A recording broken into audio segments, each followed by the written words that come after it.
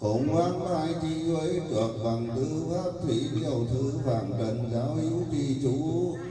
thiết tình chân ngôn cẩn vương đi.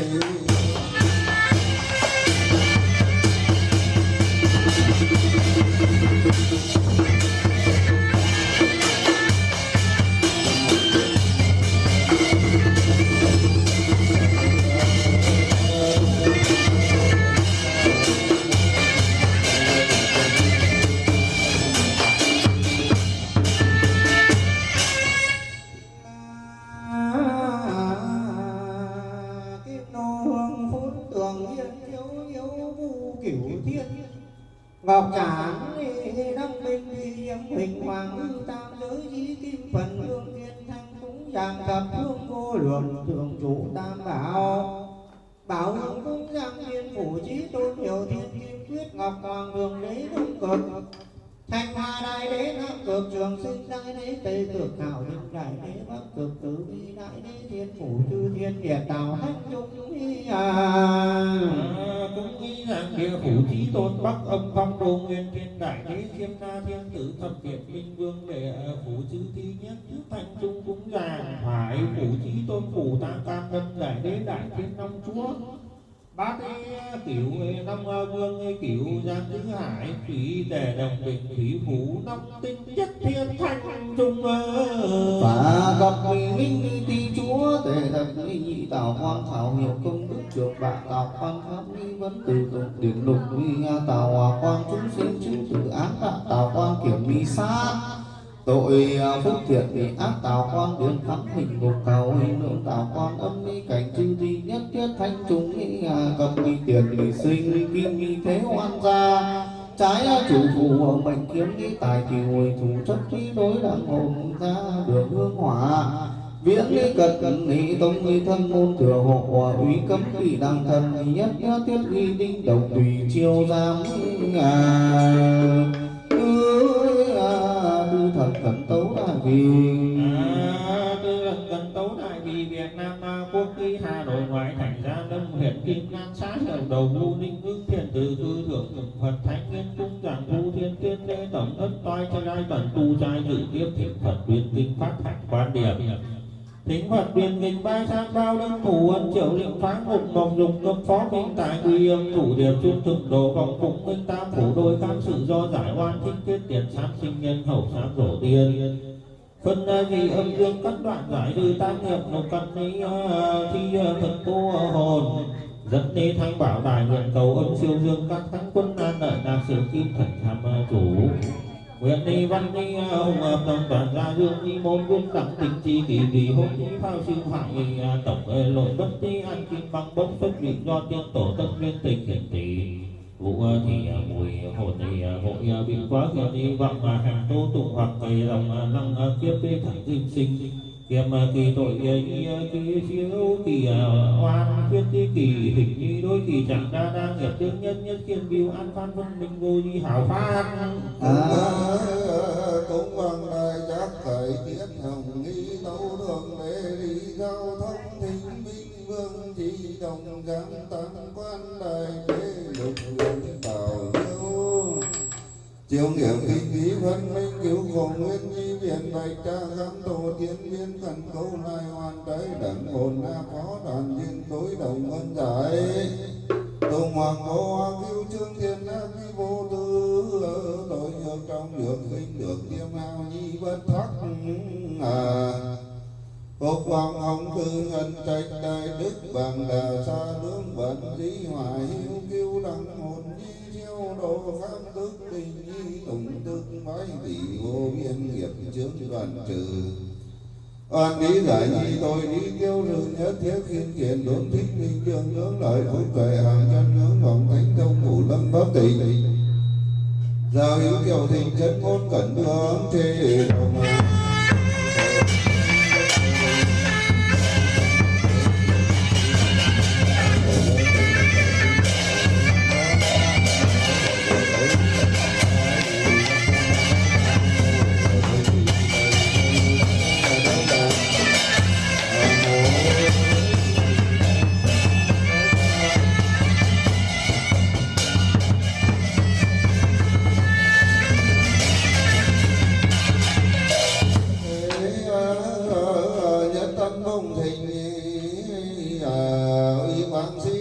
trần trần thái thái hiệu tự tôn công đức trang nghiêm đáng nắng nguy nguy sinh giáo chủ cùng khi thờ phượng vô lượng thường trụ tam bảo nhất thiết chư Phật Bồ Tát kim liên tọa thần kim cung thị nam mô vô lượng đạo đức thiên tôn thánh hiền thần kim cung nghi thị nam mô đại từ bi ni cam ngũ ánh thanh quan thế âm Bồ Tát thần liên tọa thần kim cung thị nam mô đại thánh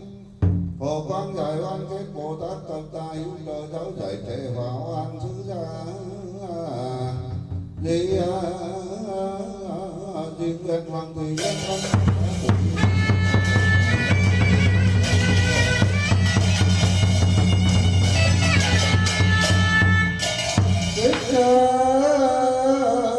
cổ sơ thông cung nghinh thiên thủ hội đồng tốc giáng đàn trung liên thành chấn động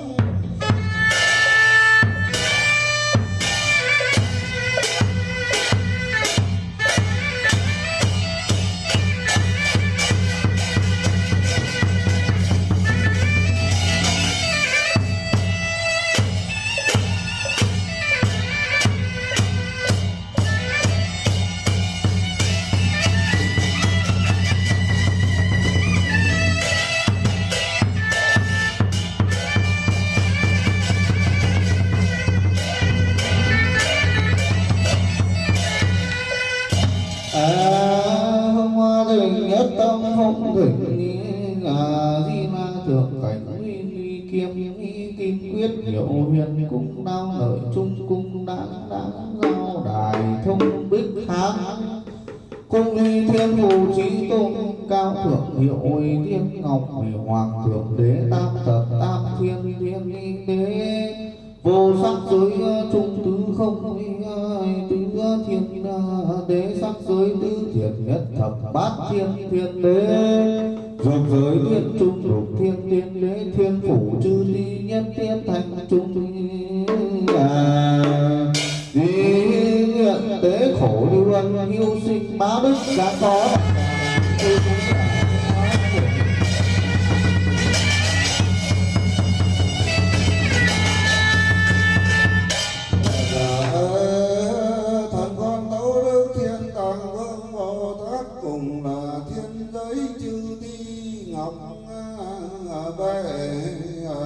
con tố đức vua hiểu thiên trí tôn kim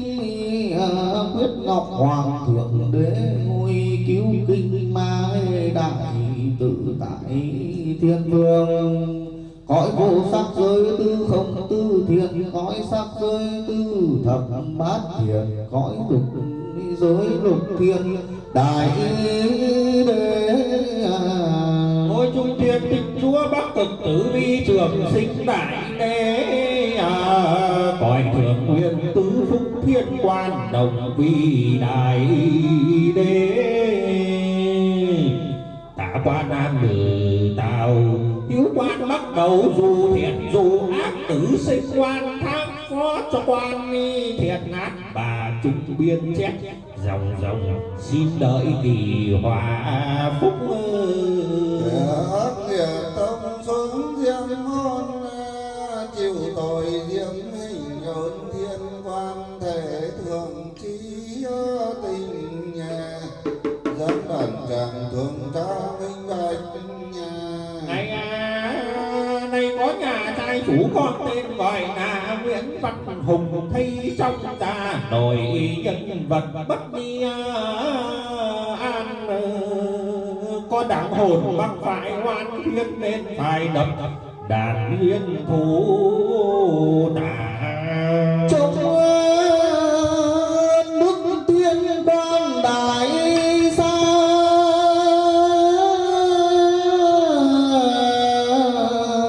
trong gia tiên hoặc có oan tình nhờ thiên ti thể đức hiếu sinh giang đàn tràng công đồng cha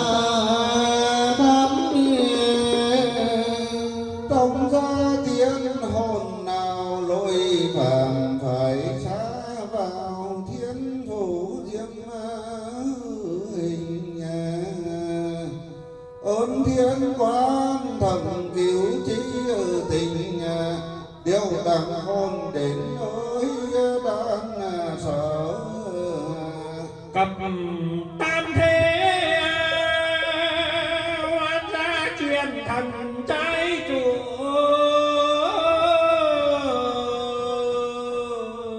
vọng cáo thiên ti giam xin cùng điều tới đàn nghi chiếu văn tràng sự tình tâu đối hoặc là có tội hoặc là không tôi nhờ từ bi phong xá siêu sinh hoặc có oan tình hoặc có ước tình hướng bóng Phật nhất giải thoát hóa phục vọng hoàng thiên xa kỳ u quá thần thành hoàng thành đủng thế ngũ bách đại hùng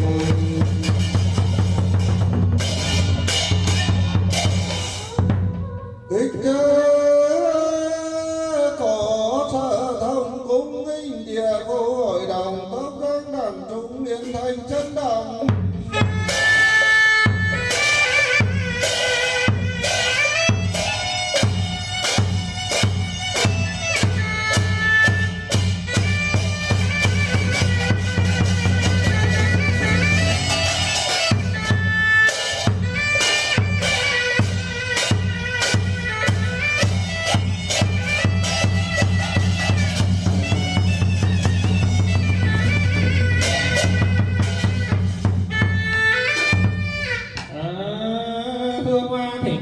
tâm phụng thịnh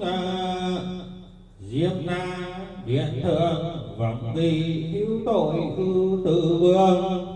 địa phủ đại thiện doãn tứ thân hoan nhi ư thanh đế cùng duy địa phủ chi tôn bắc âm phong đô đại đế ngũ nhạc ngũ thiên thanh đế vĩnh phủ thập điện tử vương hô cấp lục viện thượng thư giám bảng tào quan khảo lượng công đức ký đỉnh tào quan cha cán tự tục điển lục tào quan chu sinh chu tử thiện ác tào quan vận kiểm sát tội phước thiện ác tào quan điểm ác hình cục khảo lượng tào quan địa phủ chư ti nhất thiên thanh trung duy nguyện xá thiên trừ qua đức khổ bình toàn danh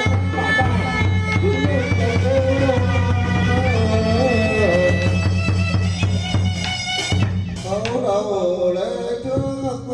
tiền chúng huyên xa tội địa tiến các tòa phong đô thập điện diệp la đền hoàng đúc trái ngắm tòa ngục nghĩ quan ngày nay trai chủ nập đàn cầu cho tiên tổ thoát nạn âm cung tội tình dù có phù không xin người cứu giải thoát vòng âm u trường văn tâu đối các tòa ấm chiêu dương khánh để hiển minh nhân anh gieo xuống đất nành ơn nhờ địa tạng cứu sinh cho muôn đời. Nam mô Địa Tạng Vương Bồ Tát Ma Tát. Nam mô Địa Tạng Vương Bồ Tát Ma Tát.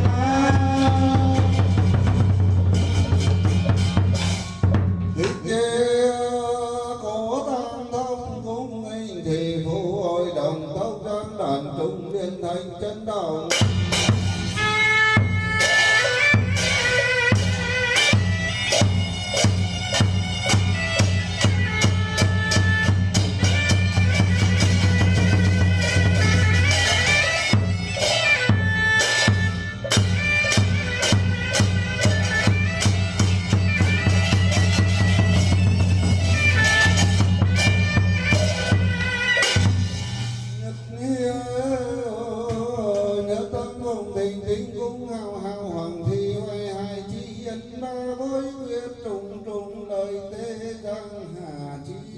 trai chê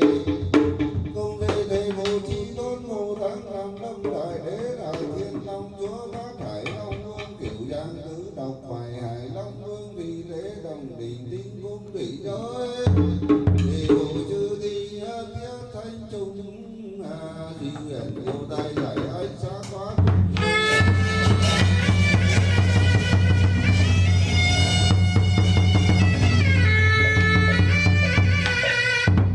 dạ thuật con tâu đức thủy tạng phương bồ tát cùng là thủy giới chư ti ngọc bệ con xin tâu đức vua phủ tam cam năm đại đế đồng đình thủy phủ bát hải năm vương thủy phủ vô biên thục xuyên tử điện cõi hạ nguyên giải ách thủy quang đông chân đại đế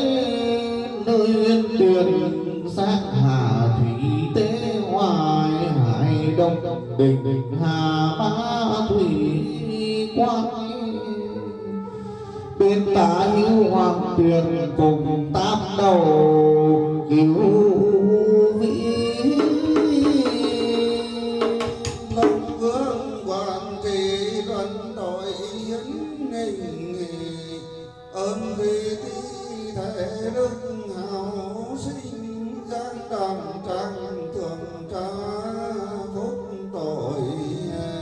nay có nhà trai chủ chúc con tên gọi là Nguyễn Văn Hùng thấy trong gia lội nhân vật bất an có đẳng hồn thời hiện tỷ mắc phải oan thiên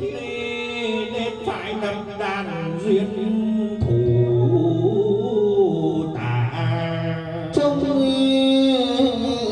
đức thủy quan đại xa trong gia tiên hoặc có hoa tinh nhờ thủy đi thế đức yêu sinh giác đàn tràng công đồng cha thắm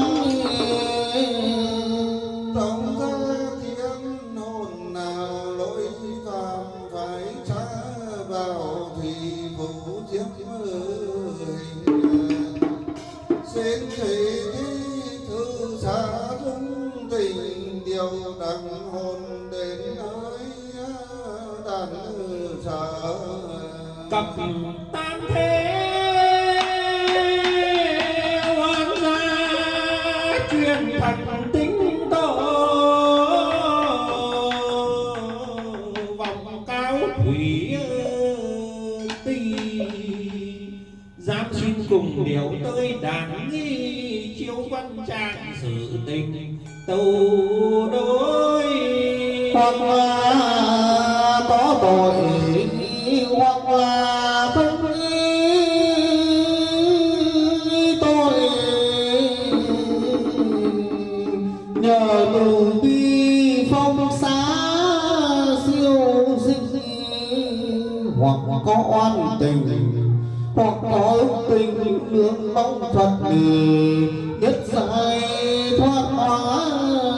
phúc vòng thủy ti xa kỳ ngu quá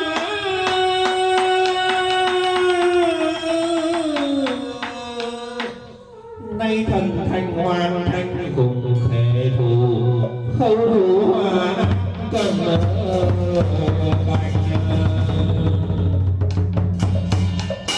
nhất tâm không tình hoa quang sơn trung thì kiếm đồng lý thăng thiên nhạc kia thập hiền thập kiều nước ngàn đường đạt thánh thân thông hoàn pháp bản linh công mạng các cung thỉnh tề thiên nay thánh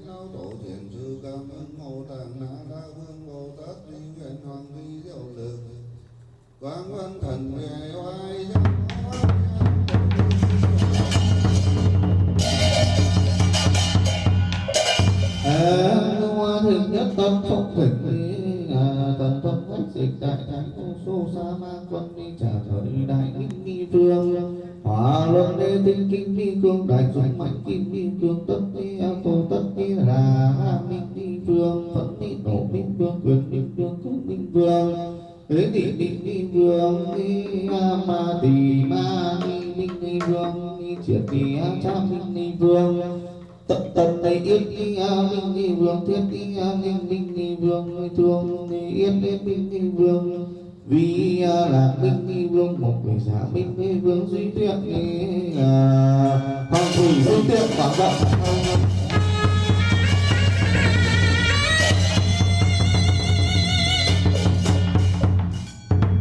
thịnh nhất tâm phụng thịnh hộ trì vạn pháp hạng phụng ma quân đông vương đệ đầu đại cha thiên vương nhị nam ma phương tỷ nô nặc cha thiên vương tây phương nhị nô bắc cha thiên nhi vương bắc phương tỷ sa môn thiên phương thượng vương đa lợi thiên vương hạ vương chuyển vân thánh vương trung cung du binh tam chỉ đại tướng quân duy nguyện trần ni hợp tập tê tế đại năm thịnh giáng đại viên trinh quân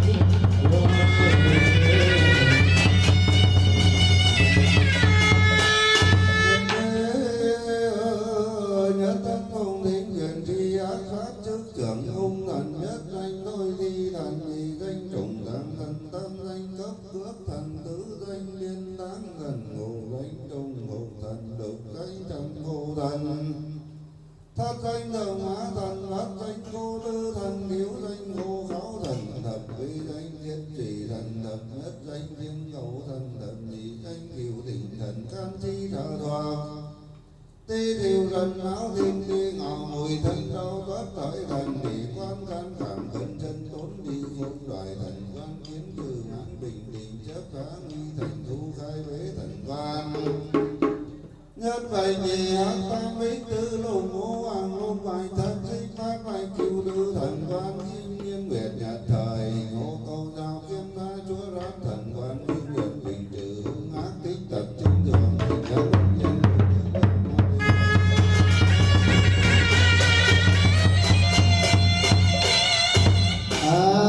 hoa thịnh nhất tâm phong thịnh uy nghiêm phả chấp tôn trừ nhất nhã dĩ không không diệu trí nam được giải thích oán phân như bình đẳng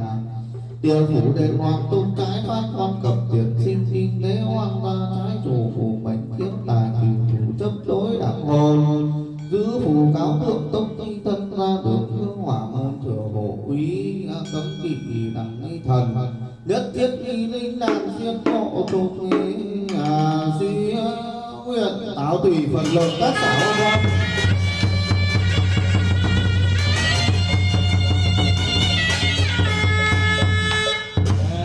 hoa thịnh nhất tâm hồng thịnh uy nghiêm ngũ chấp thi đồn nhị trừ nhân ngã công vong triệu và chi nan đường giải thích quan thân thi bánh đẳng địa phủ điển hoàn tung trái phán quan ập kiển sinh kim thi hoan gia cửu trái chú hữu mệnh khiêm tài cửu thủ châm đôi đẳng hồn này giữ khu cao thượng tông thân ra được hương hỏa môn thừa hổ uy cấm kỵ đẳng thần nhất thiết oai ninh đàn viên bộ chúng thi nguyện tao tùy phần được các xã loan thần tỉnh giác bản đẳng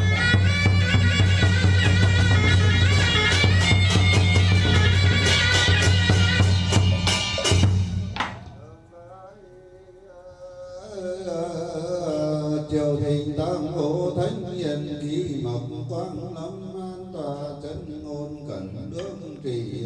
đông nghị tam phủ thanh tiền đông pháp tịch chư đi bộ chúng phó đàn duyên vì phật đạo uy ân thân phụ tư ngoại quan an phạm tòa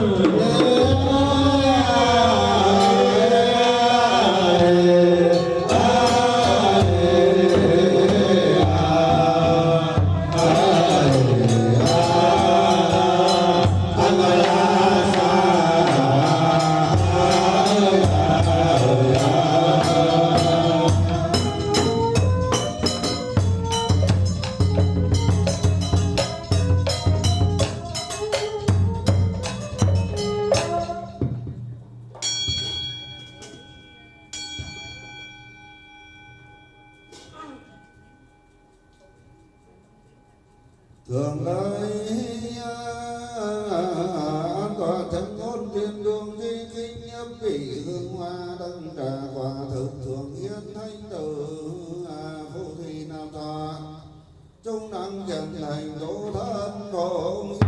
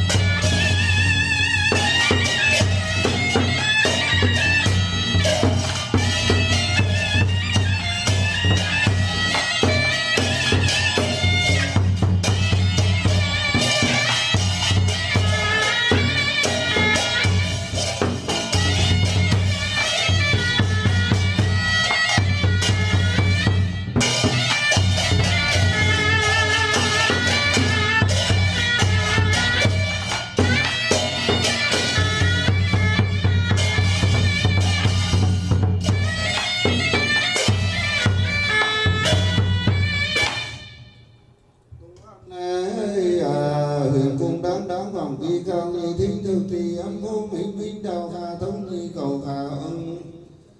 tiếng công chi ta vật an năng vật ban hộ thiên thừa tô đức duy thính nhân cổ nại nhân thành cho tổ dĩ nguyên thành linh biết đạt định thủy trừ ta ảnh hưởng dĩ vô tư điểm bất lý thân chi huệ kim vì tin chú nguyện văn hùng hiệp đồng toàn xa dương môn khuyến đẳng tiết điểm phao sinh trường thế hồi dĩ phạm phu thật hồn nam niết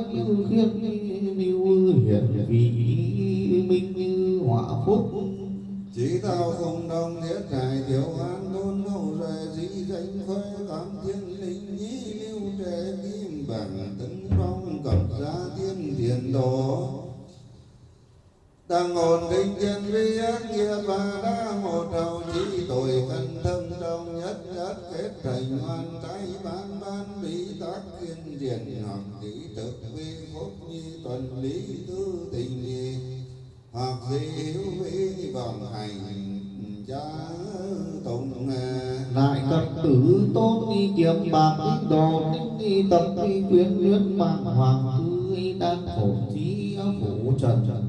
vòng thánh thông y quản y sát phục huyền tam quan đồng tám thập biến thủy hữu ba đức quan nhân suy tế khổ sai khiên chi hiểm bộ công đức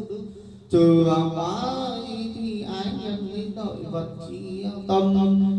án đi tình yêu không miễn câu lưu ưa chấp tối tục đình bái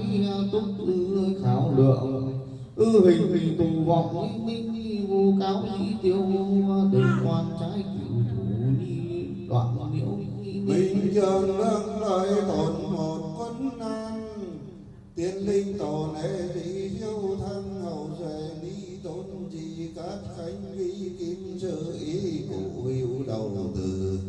hành đối quang hấp thủy thông thính hướng duy thiên thủ chư thiên thiên chúa thánh đế ngục tiền hướng chi thủy phủ đại thiên long chúa bắt hải long vương thanh đế ngự tiền hướng đi lỷ phủ đại thiên long chúa bát hải long vương thánh đế ngự tiền nguyện thì giám sát đối kháng trừ do kim hữu tràng văn cẩn hương thiên độc cục gì như lai di giáo đệ tử thân đi hội dĩ phạm phu thao thừa vật đi pháp chức gương nghi kiên hóa khổ tế tôn phong phạm hữu đâu thành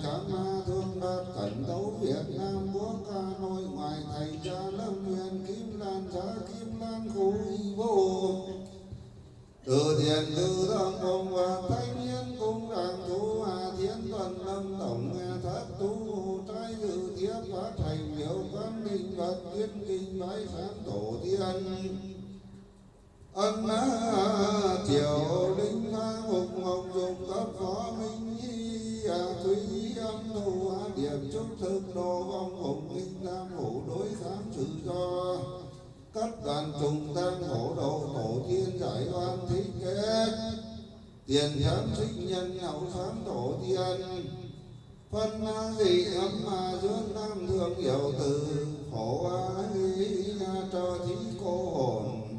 dẫn thăng báo đại cẩm chiêu dương các khánh quân an lợi sự kim thần tham chu cô ai nam tư nguyện văn hùng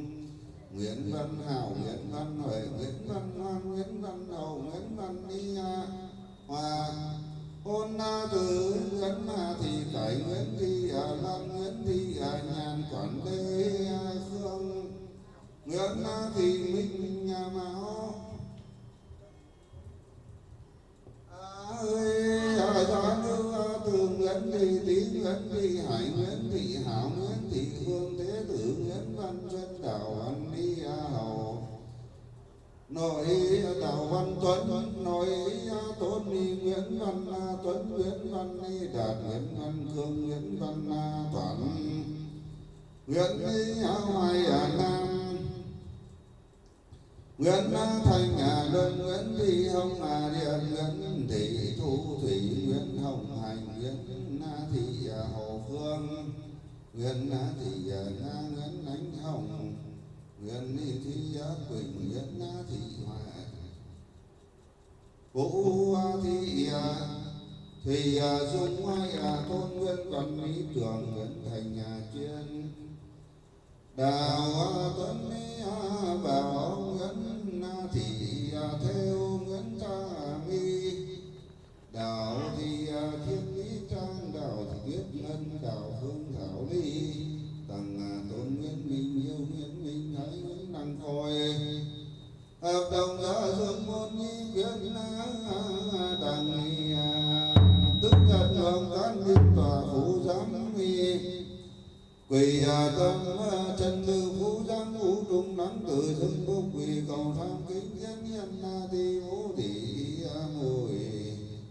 chân linh nguyên mệnh sinh vũ tân mùi niên ngôi nguyệt nhật thời thọ sinh hoáng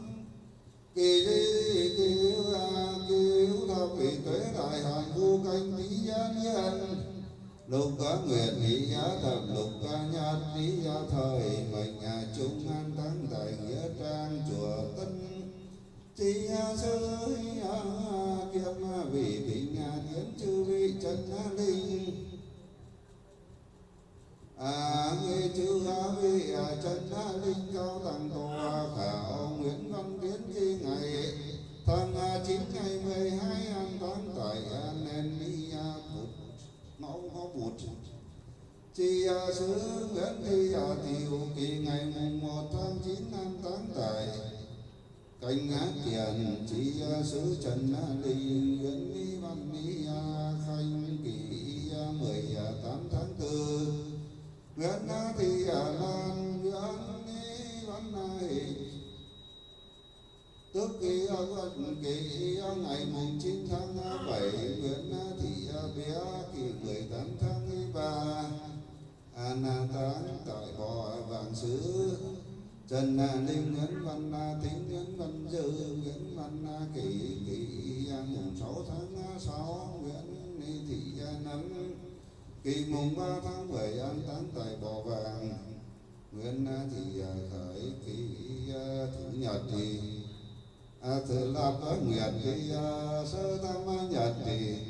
an táng tại chùa Tân Chi sư Nguyễn Thị Ca Nguyễn Thị Sen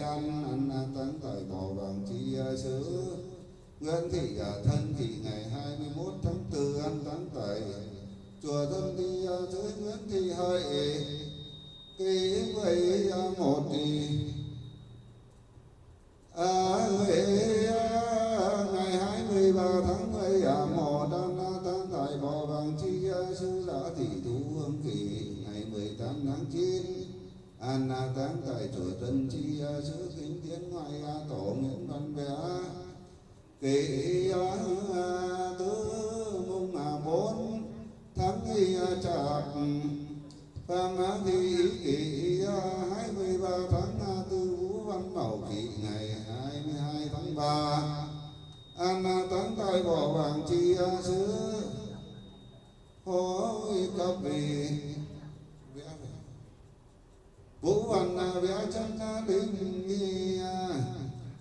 Lạp nguyệt sơ tứ nhật tỷ phổ cập gia tiên tiền đồ cao cao tầng đồ khảo cao cao tầng đồ thì ba thúc để huynh cố di tỷ muội nội ngoài đằng đằng chữ vì chân linh thiết nhàn chân linh cờ vì gia nội bất an thờ vì tổ tiên làng nguồn tích giác một hậu làm nghiệp chướng thiên triển minh đồ ấm thất hoặc xâm chiếm tam bảo vi lý chi tài hoặc thù cố chí qua vô trí và cho các cái thân sơ bất bình trí sư hoặc ích kỷ hải nhân quay vi phản nghịch hoặc thiên địa bất kính phủ máu bất cung nhận nghiệp tỏa lộ tổ tông hỏa lị hoặc thái hương giáo hỏa tự mãi tự thu ế hoặc thế chối lậu thá làm sinh làm thức đạt cường năng ách ngược đặc phú kinh cẩn bình ngoan kế được nhị khiến lưu quả phạm đa đa tội trọng như sơn như hải hoặc đang bố gái chi tự minh nhà thi hoặc giam tài tù và hình nhi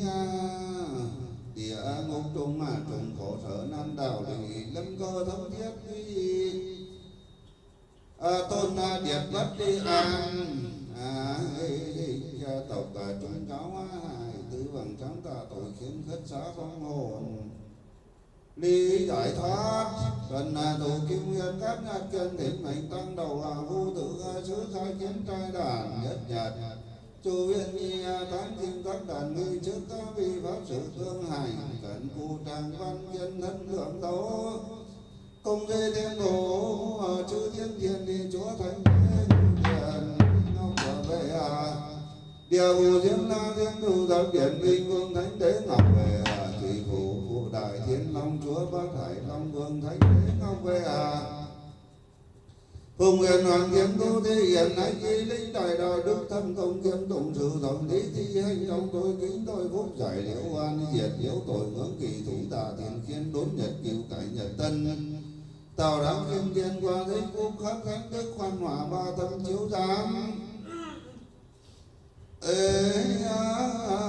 cần nghĩ càng tuế thiên ni vận canh thí niên bát quyền thập tứ nhật thời đệ tử cụ tràng bay đâu đàn tràng tiếp ra đã thỉnh tấu tam bảo Phật tiền trực ta minh tấu sự điện đình quỷ tấu ba phủ để trình bạch qua tâm thành bái tạ tam tòa công đồng đội khác đi xét trả mỗi tình có nhà thiên chủ trí thanh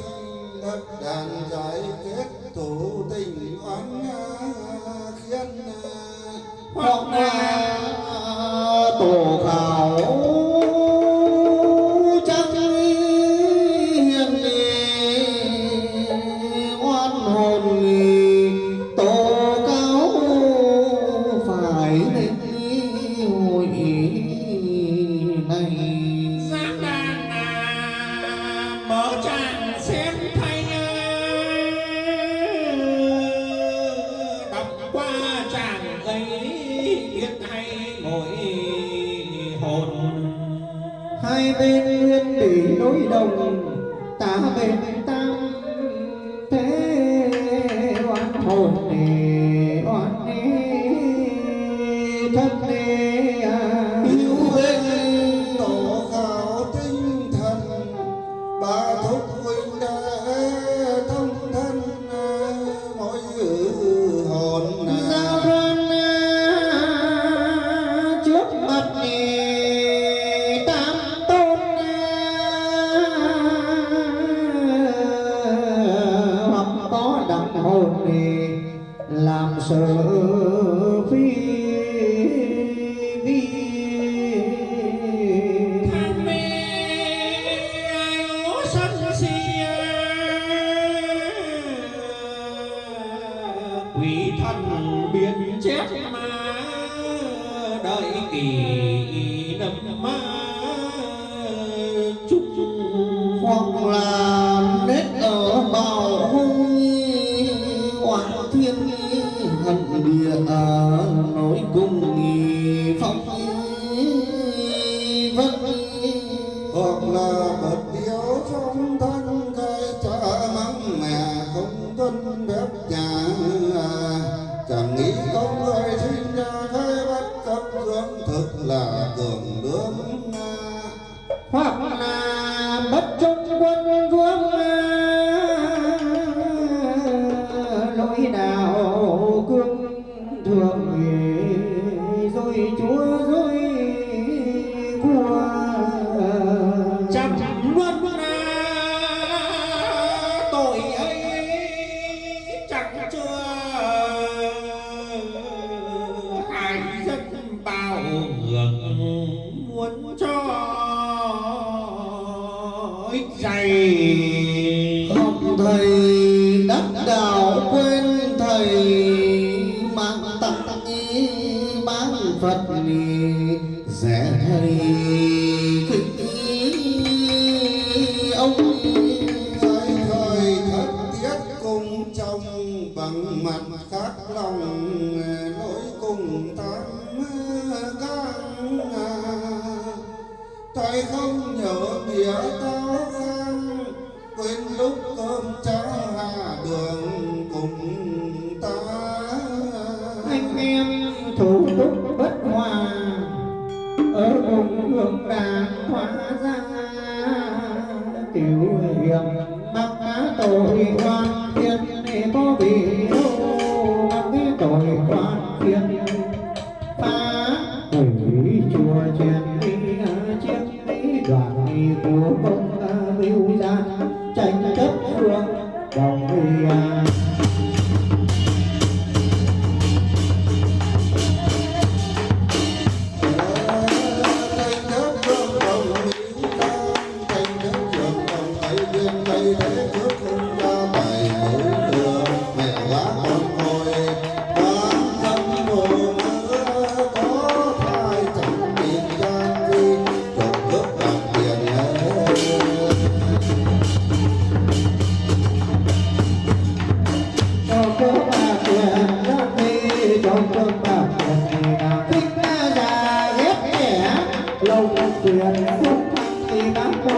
chẳng được công bằng đường thương giao đâu lối nặng nặng đàn với đi chơi nước đỏ vàng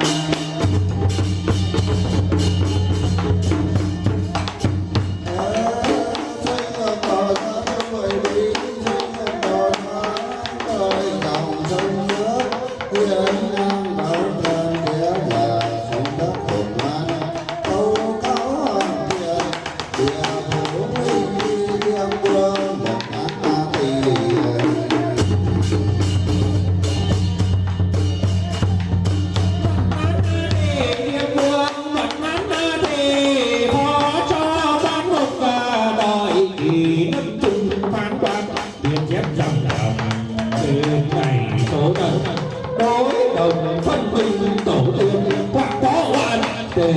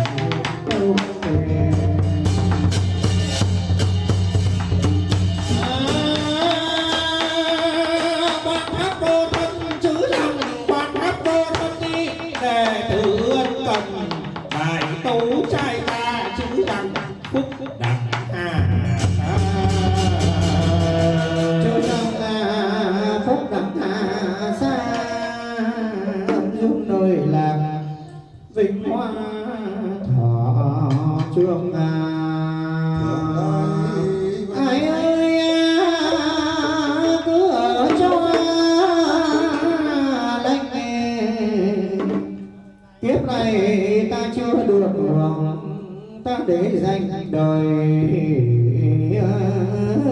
sau. Chư Phật trời có khổ ai đâu sợ khổ như sở huyền được tòng tâm 30/1/14 hàng tháng hôm dâng năm đi lễ Phật Phật trời thời độ cho Phật độ cho được hạnh phúc ấm no, độ cho hôm nay nhà sáng chủ được vinh hoa thọ trường. Đường đại văn đẳng thiên đạo khí chu ngong vọng thánh tử vô thị nam cầu kim hiếu tử tạng đại ngã phó lô chiều.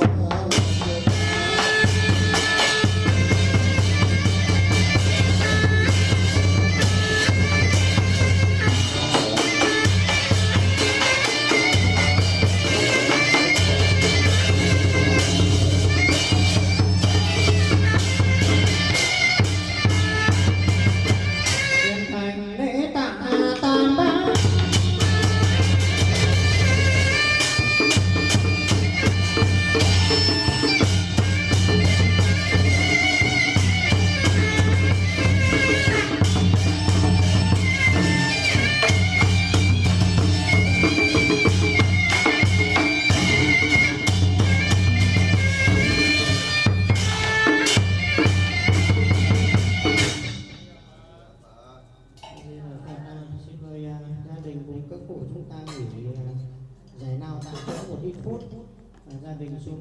xin thầy chùa con gà cái chói cho vào cái túi bóng đặt vào cái thùng để mang lên đây chuẩn bị có thể làm lễ cắt kết.